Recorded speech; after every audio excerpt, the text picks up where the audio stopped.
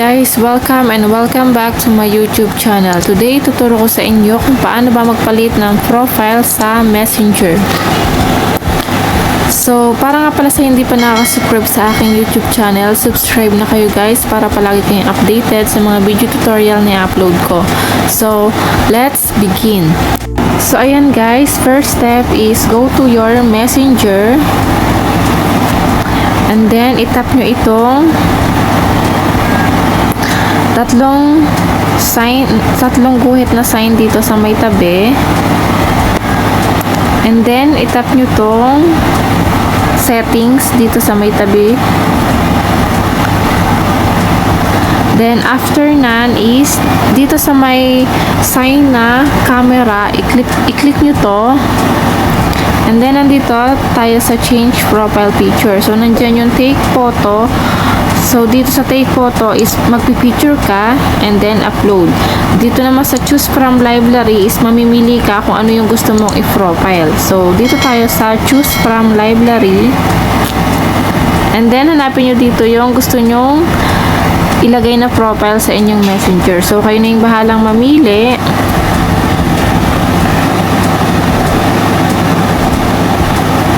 Then, after na, sit-up nyo itong done. Then, next is, makikita nyo dito sa baba yung save profile picture. So, itong profile picture nyo pala na ilalagay dito sa Messenger is hindi ito mag-a-appear dun sa inyong newsfeed. So, hindi nyo makikita to or kahit sino man ang makakita dun sa inyong newsfeed. So, ibig sabihin is naka-only me lang itong inyong profile dito sa Messenger. So, itap nyo itong save profile picture.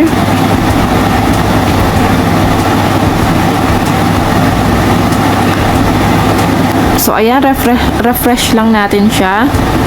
So, titingnan natin kung napaltan nga ba. So, ito, napaltan nga siya. Then, pupunta tayo dito sa ating Facebook account kung napaltan ba yung ating profile or nandun ba sa newsfeed natin.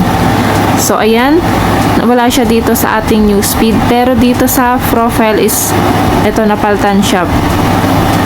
Pero dito sa ating newsfeed is wala naman dito. So, hindi siya mag-a-appear dito sa ating newsfeed. So, naka-only me lang siya. So, ganyan lang. Ganon lang kadali magpalit ng profile dito sa Messenger. So, kung may tanong pa kayo is pwede kayong mag-comment sa comment section. And yun lang. Sana nakatulong sa inyo itong video na ito, and don't forget to like, share, and subscribe para palagi kayong updated sa mga video tutorial na i-upload ko. See you on my next vlog. Bye-bye!